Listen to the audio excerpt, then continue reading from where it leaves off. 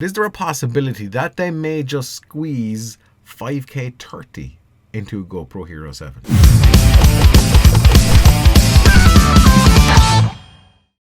First, we had an Argus catalogue showing off the first pictures officially of the DJI Mavic 2.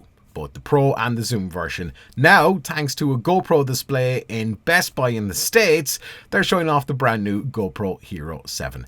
Traditionally, September, October have been the times when GoPro have, over the last few years at least, released a brand new GoPro. So what can we expect with the GoPro Hero 7? Well, number one, we can expect a white one, a silver one, and a black one. We don't know the specs, we don't know the prices, but expect the white one to be the entry level one. I am thinking probably maybe $200, probably based on the GoPro Hero 6 hardware. It's probably going to have HD only, 1920 by 1080, no kind of GPS or anything like that. Moving on to the GoPro Hero 7 Silver, I'm thinking maybe, I don't know, $300, $299, something like that. And again, from a specs point of view, no idea, but I would kind of guess same camera as what's in the GoPro Hero 6, 4K, limited to 4K 30. That's probably about it.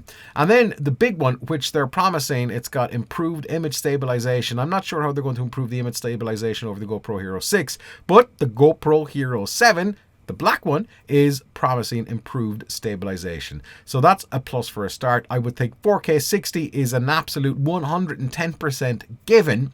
It's going to be waterproof to 33 feet, which is around 10 meters. If it's going to have the GP1 chip, which was a huge improvement between the GoPro Hero 5 and the GoPro Hero 6, that's not really an incentive to buy. If it's got a GP2 chip, which is something else, which we have no idea whether it will or not, that's an incentive to buy. Is all that enough for you to get a GoPro Hero 7? What about if we said that the linear view is a huge possibility for the GoPro Hero 7? That would really pique my interest because, of course, you're limited to the kind of the fisheye, the super wide angle on 4K, and that's fine. You can remove a lot of the distortion in After Effects or Premiere or any video package like that, but it would be nice to have linear right off the get-go. So that's what's going on with the GoPro Hero 7. Will I buy one?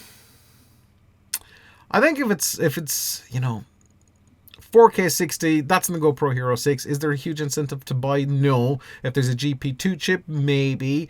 The image stabilization, how good that is huge. They're promising almost gimbal-like stabilization, which is insane. It's not possible, right? Is there a possibility, and we would have probably heard a rumor by now, but is there a possibility that they may just squeeze 5K 30 into a GoPro Hero 7? Either way, we don't have long to wait. We'll keep it posted here on Vic Vlogs. We'd love it if you'd hit the subscribe button right about there and hit the notification bell as well. Until the next episode, don't stop fighting for yourself.